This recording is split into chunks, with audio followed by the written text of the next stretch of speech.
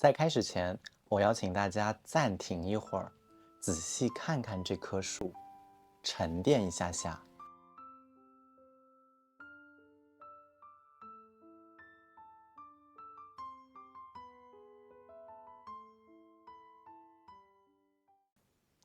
同样是一棵树，在不同的认知视角下，究竟会有什么区别呢？这期咱们来看看专业书籍中对应不同人格类型的不同感知过程，也就是 SI、SE、NI、NE，在面对同样一棵树的时候，到底会有什么不同？提醒一下大家，这4种感知事物的方式人人都有，但是偏好的程度有所不同。来看看哪种更能击中你吧。首先，我们来看看内情感觉 SI 的第一人称视角。我去感受一棵树的方式，是将过去那些关于树的重要记忆覆盖在这棵树上面。当我看向一棵树的时候，这可能会唤起我童年树与秋千的愉快回忆，或者让我想到小时候我被卡在一棵树上的糟糕经历。我很确信，其他任何人都无法和我对这棵树有相同的感受，因为我那些和树相关的过去是独属于我个人的经历。我们可以看到什么？看到 SI 关注的并不是此时此刻此地的这棵树，而是自己曾经经历过的那些树们。就好像他们有一本个人化的词典，重要的不是眼前这个东西，而是它位于词典中的相关的记录。而没有人比他们自己更了解自己的词典，他们也因为自己与众不同的积累，而对事物产生非常非常个人化的感觉。这种感觉很少是扁平的，而是非常立体丰富的，有苦有甜，令人回味无穷。第一人称里用的这个词 overlaying 简直是绝妙是把关于树的重要记忆覆盖上去。所以当一个人进入 SI 视角的时候，你会发现他是很有可能偏题的，因为当下你们在讨论什么不是最重要的，他在做的是把积累下来的经历覆盖到当下的话题上去。当你提到冰箱里有饮料，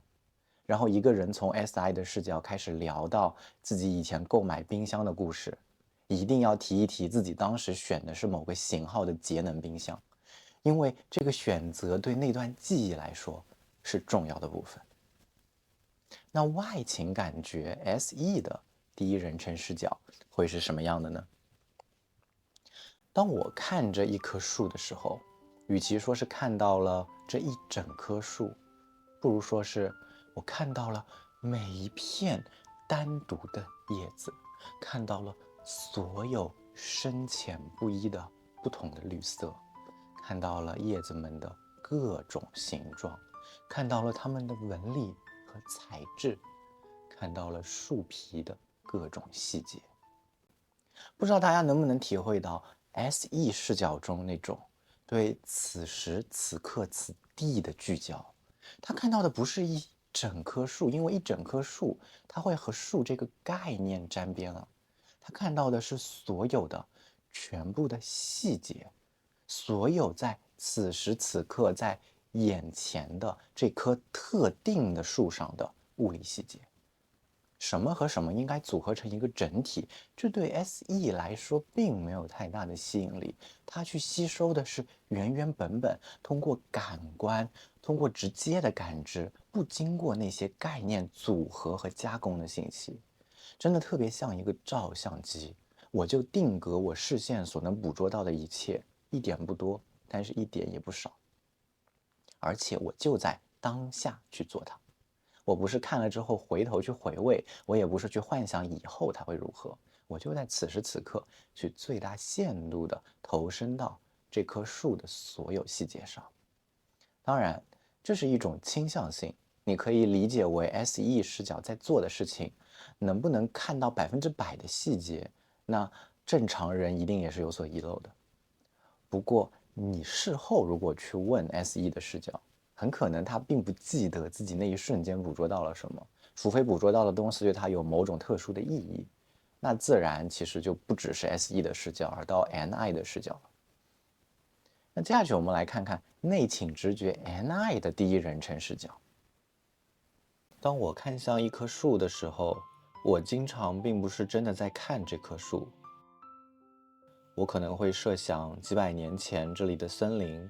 有当地的土著居住在这里，或者仿佛看到大地是如何形成，森林是如何生长的。我可能会看到这棵树在未来所处的环境，我可能会想到环保的议题，思考树木对于生态系统或者这颗星球未来的作用。我可能朝着象征的方向探索，这棵树象征着生命的力量，亦或是动物的庇护所。我们可以看到 NI 的视角下，眼睛到底看到了什么根本不重要，只是蜻蜓点水一样的影子罢了。NI 寻找的是在表面之下还有什么，是从感官的信息中能延伸出什么。为了不把 NI 和 NE 搞混，我们特别留意到 NI 视角下所关注的有一个很大的共同点，那就是他们全都是最可能发生的场景。他看到的不是曾经这棵树可能是这样，可能是那样，或者未来它可以变成这样，也可以变成那样。NI 寻找的是某种唯一的、最好的那个延伸的可能性。很多时候，这种可能性我们称之为意义。不过，千万不要把某个视角和一个词绑定。任何人都可以好奇意义，但是对 NI 的视角而言，所有发生的事情都应该有所含义，没有例外。不要说一棵树了，哪怕是一支笔，哪怕是衣服上的一颗灰尘，它们都应该要代表着什么？它们都应该指向更庞大的东西，都应该预示着某种规律。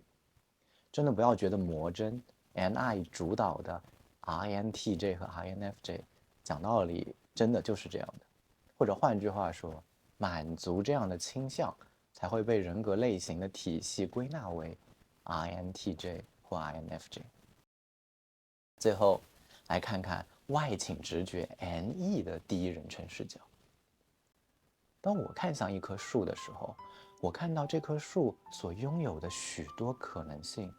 我可能会想象一个可以搭建在这棵树上的休闲小屋，我可能会展望这个小屋可以被怎么装饰，可以有什么样的活动发生在这里，可能有孩子在这里游玩和放松，这里可能举办各种各样的聚会、游戏等等等等。我们会看到 NI 和 NE 的共同点，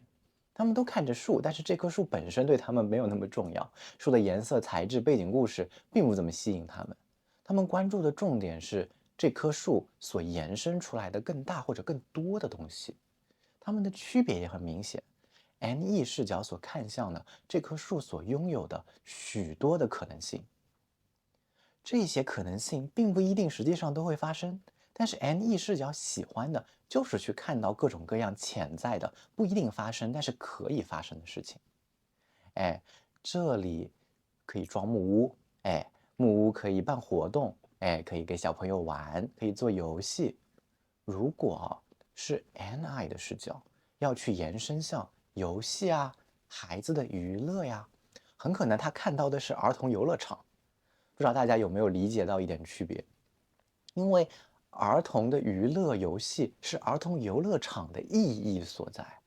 是他众多可能性中最应该去的那个可能性。但是 NE 的视角不一样啊，哪怕是一棵树，哎，我会看到儿童游戏的可能性。虽然这不是这棵树最好的、最该有的可能性，但谁说某一个可能性一定好于另一个呢？在众多选择中，自由的遨游才是最幸福的、最吸引人的。这也是为什么 NE 视角很多时候都自带一种积极的态度。在一个什么都可能发生的世界，永远都不会有绝望，因为我们有无限的可能。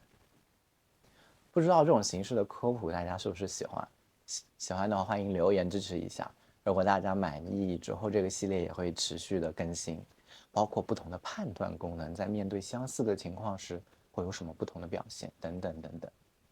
最后呢，还是要唠叨一大句，千万不要把典型的情境当成判断的依据。首先，每个人都有需要去适应现实的部分，比如老师让你写一篇作文，写一棵树，当然不是说 SI 主导的人就只会写树带来的回忆，因为我们都被教过，需要去升华作文的利益，或者去生动形象的描述事物嘛。只是大家对不同的感知过程的偏好不同，你喜欢吃什么，不意味着你总是选择吃它，这已经是老生常谈。另外从现实的情境跨越到理论概念是有很大的距离的，很多词语其实并没有在中英文间得到最清晰的释义，比如视频中提到的意义，每个人对这个词可能有不同的理解，千万不要陷入文字的陷阱。如果是定义概念的部分就算了，特别不要在这种情境化的语境下去断章取义。可能对一个人来说，一棵树能引发我美好的回忆，这就是它很重要的意义啊。但是对另一个人来说，只有理解了这棵树能够象征着什么，对人类的未来有什么作用才算有意义。